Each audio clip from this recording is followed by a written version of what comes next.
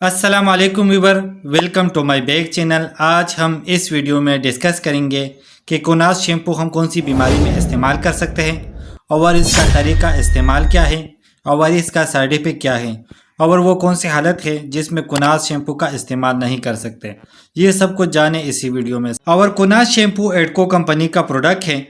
अगर प्राइस की बारे में बात करें तो 348 रुपये में किसी भी फार्मेसी से आसानी मिल सकता है। सबसे पहले बात करेंगे कोनास शैम्पू की कंपोजिशन के बारे में।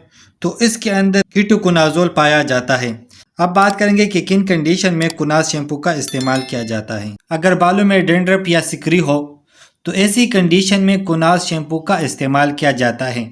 जैसा कि अभी जो मौसम चल रहा है और बहुत ज़्यादा सर्दी है और सर्दियों में डेंड्रफ और सिकरी का मसला होता है, तो डेंड्रफ को ख़त्म करने के लिए आप कोनास शैम्पू का इस्तेमाल कर सकते हैं। और डेंड्रफ भी एक फंगल इन्फेक्शन की वजह से होती है।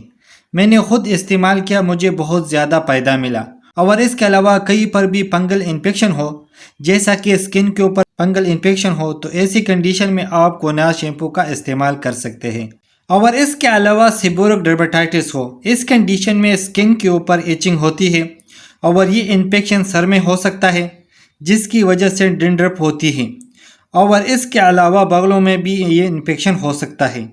इस कंडीशन में आप कोनास शैम्पू का इस्तेमाल कर सकते हैं। और इसके अलावा डेंड्रफ की वजह से जल्द के ऊपर खारिश भी होती है और डेंड्रफ की वजह से स्किन ऑयली रहता है। और डॉक्टर हजरात ज़्यादातर इस कंडीशन में कोनास शैम्पू को रिकमेंड करते हैं। और दूसरी बात यह है कि ये मेडिकेटेड है। और जिन लोगों को हेयर ट्रांसप्लांट करवाना हो और बालों में डेंड्रफ हो, तो डॉक्टर हजरात सबसे पहले डेंड्रफ को ख़त्म करने के लिए कोनास शैम्पू रिकमेंड करेगा। और बाज़ औक़ात में कुछ लोगों की दाढ़ी में इसी तरीके डेंड्रफ होना शुरू हो जाता है, या फिर इचिंग होती है या फिर खारिश होती है और रेडनेस हो जाती है और स्किन पर ड्राइनेस हो जाती है। तो ऐसी कंडीशन में कोनास शैम्पू का इस्तेमाल किया जाता है। इसमें कोनास शैम्पू का बहुत अच्छा रिजल्ट है। और इसके अलावा अगर हेयर फॉलिकल हो और साथ में डेंड्रफ हो, तो ऐसी कंडीशन में आप कोनास शैम्पू का इस्तेमाल कर सकते हैं। अब बात करते हैं तरीका इस्तेमाल के बारे में। तो कोनास शैम्पू आप बालों में लगाए जैसे ही शैम्पू लगाते हैं।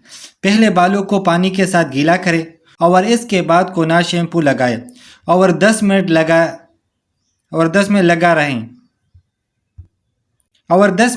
के रखें। और हफ्ते में 1 या 2 मरतबा इस्तेमाल कर सकते हैं। लेकिन एक चीज़ का ख़ास ख्याल रखें, कोई भी मेडिसिन डॉक्टर के मशवरे के बगैर इस्तेमाल ना करें। अब बात करते हैं साइड इफ़ेक्ट के बारे में। तो कुछ कॉमन साइड इफ़ेक्ट हो सकता है, जैसा कि बर्निंग हो सकता है और इसके अलावा रेडनेस हो सकता है।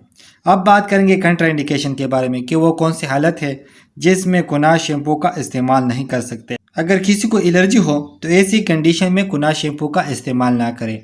तो उम्मीद करता हूँ वीडियो अच्छी लगी होगी। लाइक कर देना, शेयर कर देना। अगर कोई सवाल हो तो कमेंट्स कर देना। अगर चैनल पे न्यू हो तो सब्सक्राइब कर देना।